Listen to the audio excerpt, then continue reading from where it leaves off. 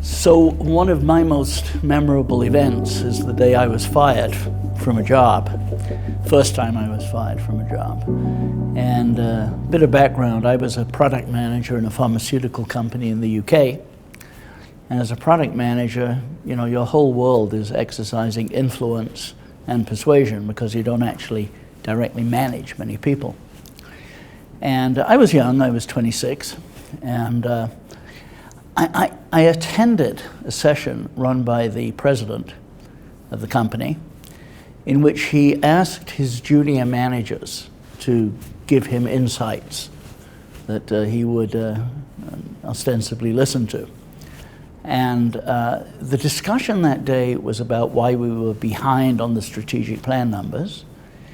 And nobody said very much. There were about 20 of us in the room with the president.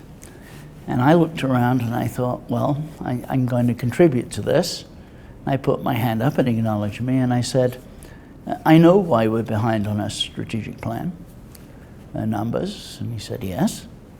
He said, well, I said, if our sales reps spent as much time with their customers as they spent in coffee shops talking with each other, we'd be ahead of plan.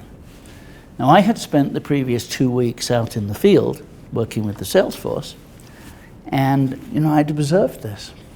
So about an hour later, my boss, the vice president of marketing, comes down to my office and says, I'm not doing this gladly, but I'm afraid you're finished here and you're fired. And I said, why? He says, well, it's what you said this morning to the president. I said, but it's true. He says, of course it's true. I said, but here's the point. I'm the vice president marketing. There's a vice president sales who's been in my office and told me that if you're here next week, I can forget anything about cooperation between sales and marketing. And he said, what you've learned today is that you can be totally right and totally wrong at the same time.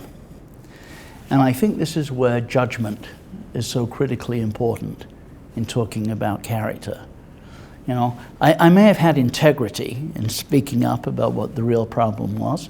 I might have had courage in actually doing it. What I certainly didn't have was any temperance or any sense of when to say it and when not to say it.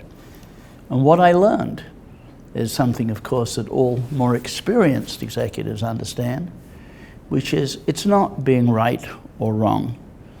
It's being appropriate given the circumstances and making yourself more effective as an executive or a business owner, an entrepreneur, over time because you've developed that sense of judgment about what to talk about, to whom, and how.